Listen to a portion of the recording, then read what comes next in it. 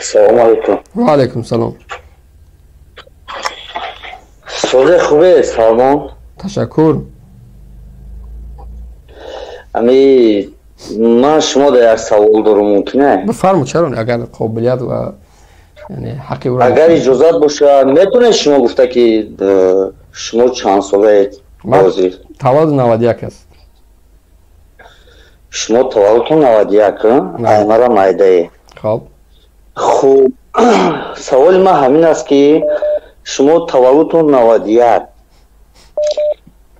در همین سن و سالتون شما چی خدمت کردگید برای تاجیکستان که امروز میخواهید درباره تاجیکستان گپ میزنید؟ ای مشکلیاش، ای بهبودیاش، نمیدونم ای کدام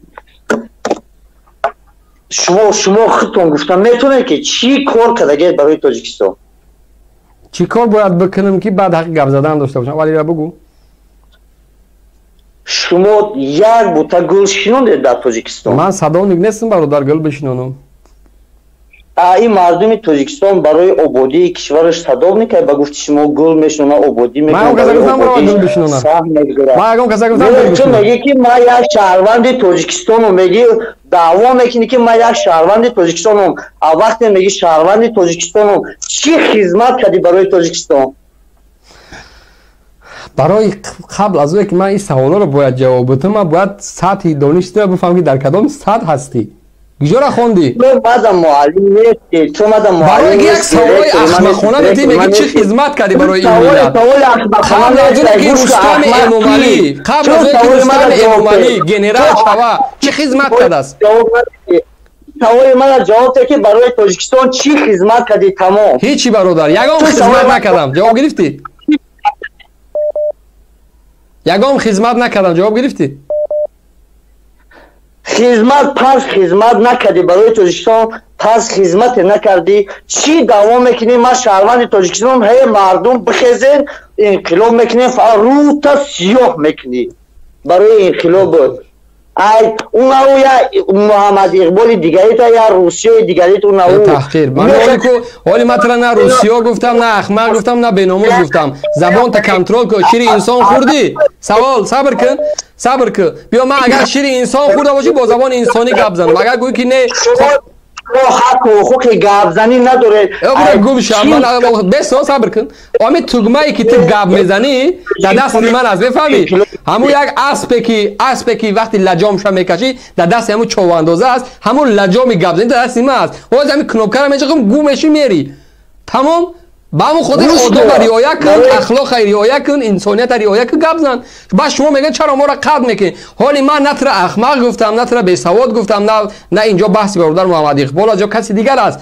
او را برنامه خودش دبرات. اگر تأخیرش میکنی در نزد خودش بگو. در نزد من یک مبارز تأخیر نکن. حق نداری. از شما بر این دیده هم یک حرفی که در یک جامعه نویسه او بالاتر از شما هست. با تمام مسئولیت میگم. ولی تحقیر اون نفر رو دیگه نکن. فقط برای من بگو که خودت اگر شیر انسان خورده باشی، چون من انسان هستم شیر انسان خوردم قطعا بحث میکنم. اگر گویی که نه من تولد شدم نمیدونم خب متاسفانه با تمام مسئولیت خود دیگر بعضی حرفایی که از تولد شدم خب دیگر سری فرزند رفتن دیگر از همون شیر گاو خوردم خیر یگام گاو پیوست که قطعا گپ زنم. با خاطر انسانیت رعایت کن. خب الو با خود انسان بیا بفرما. یگام گفتن من هیچ خدمتی حالا نکردم. با یگام گفتن دیگه داری؟ گوش کن سلمان دارم گفتنی دارم. بفرما.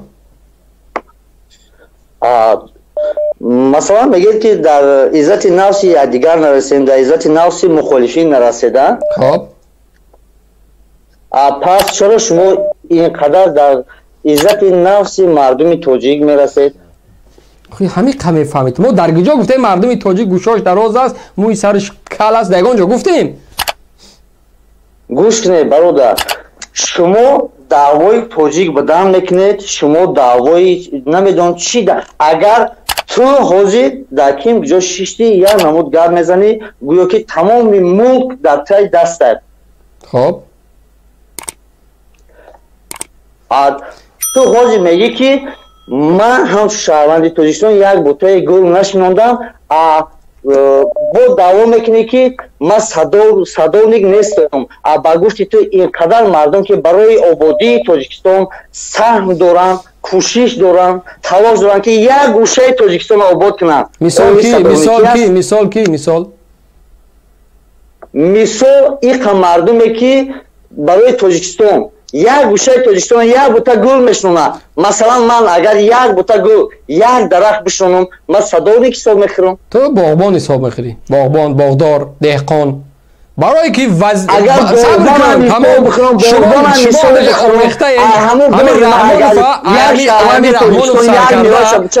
мадар раҳмат меган. Туда чӣ меган? ман ту ҳаму ниҳола навшинонисти, ман ҳаму ниҳоле ҳастам ки ҳоло мева додистам, мефаҳмӣ? Ту ура намефаҳмӣ, мефаҳмӣ?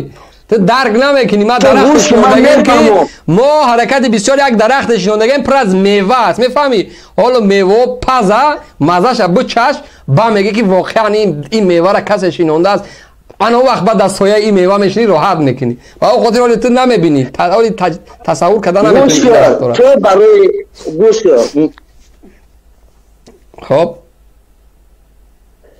اون میوه‌ای که تو میگی او درخت میگی من شنوندم او درخت تو زمین نداره میفهمی امیره در فکرها ما داخل میکنم اون میوه در فهمش مردم داخل میکنم میفهمی اون فکر بیهوده اون فکر پوست شما فقط نگاه کنید شما دعوا میکنید که ما تاجیکستان فعال میکنیم انقلاب میکنیم ما میخیزیم بر ضد پرزیدنت ما فعال میکنیم ما فعال شده وقتی که شما از همه چیز مهیا باشید گروه مخالفین یعنی شما اگر از همه چیز مهیا باشید از یگان چیز تنقصیر نکشید پس چرا نمرهای کارتاتون رو گذاشتید که برای گروه مخالفین کمک کنید کسی میتوند چقدره که میتوند برای گروه مخالفین کمک کنید رحمان حکومت رحمان وقتی در خراسان آو لغت کرد وزارت عدلیه کار یک کارت بانکی ما گفت که برای ما پول گذارده ما مردم کمک کنیم چرا او را نمیگویی گویا حکومت از پول داره به عقل یک حکومت پول داره وقتی که در خراسان آب اومد همه را شوش برد چیکار کرد وزارت عدلیه یک کارت بانکی گذاشت با فکر 15000 تومان مردم داو داد اگر من از کارت بانکی کشم برای یک جسد تاجیک بگم من امیدوارم که در یک سوتکه از همون 15000 تومانی که یک حکومت مردم باورش نداره از اون زیادتر اگر پول نگذارونن من همین تکمه را میکشم دیگه برنامه نمیگذارم من در این مردم هیچ شکی ندارم ولی حکومت میلیون کمک میگیره باز هم در خراسان خانه مردم آب برد وزارت عدلیه یک بانک کارت بانکی پیشنهاد کرد که بلیاز خدا برای ما کمک کنیم ما قدر دزدیدیم که در بودجه کشور پول نیست بریم برای مردم خانه بسازیم باز هم شما بسازیم برای مردم خانه این چی میگویی را گوش کنید سلمان نه همین سوال جواب تکوی را چی میگویی ما وقتی که در امو فدراسیون روسیه در مهاجرت بودم خب هنگامی که میشنیدم میگفتم که فلان کس بندگی کرده کمک کنید ما برای ثواب خودم برای خیر خودم ما 50 روبل میتونستم 100 روبل میتونستم برای خیر جان خودم یعنی این هر کس میتونه کنه لیکن وقتی شما میگه که ما مخالفین از یگون چیز کمبود نیستیم از همه چیز مهیا هستیم میخیزه یا دعوا میکنید پس میبینیم یا چند پس میبینیم که با ما کمک کنید یعنی این شرمندگی شما نیست خیلی همیقه که بفا یا حکومت شرمندگیش نبود با که حکومت میگه ما دولتی بهشت آثار میگه ما بهشتی روی زمینه اونم کمک از شرمندگی حکومت نبود چند سال شد تاجیکستان نیامدی؟ بیا خدا نگهبان تو دا فرقش من چند سال من حضرت ما باید برم در جانم بزنی یادم کرده یا که دیوانم کرده چند سال شد نامده چند سال شد آمدی اون من خشوت نباشم نمیدونم که از بهشون نمونده که من فیروز میکنی بیو نبیو ترا کار چیه که من چند سالی در تاجیکستان هستم نیستم حساب خونه تو من نون نخوردم حساب پدرت نون نخوردم یا که مهمانی نرفتم خونه شما کو یا که نمیدونم خش تباری نداریم میگم بچه‌ام در اونجا نمونده است که من برم باید دیوانه چی تو ای قصودان چند سال شد تو خب اگه من 10 سال شد اومدم بعد تو یا بار بیا تاجیکستان ابی دومای بلندی زاید سعید سوختگیره کیف میکنی بیچاره در جای در زندان اولی تو بیایی سنو یا بار بیایی کشورها را بین زندگی را ببین مردم چه زندگی داره بعد بیا با قیاس که با گوساله بدیم بگو شتیم همون 4 دام بلندی که بیچاره زاید سایزو رفت از زندان همون دنبال همون گشتیم که بیا یه بار دوشنبه را بی گلی محشر از خیتای نمیدون در کدام جشنی بود چند هزار گل آوردین چند میلیون بود خطا نکنم برف وارد همه را خنک زد او را هیچی نمیگوی ما را میگه شما کارت بانکی میگذارین شما ایزا نمیکردین یک حکومت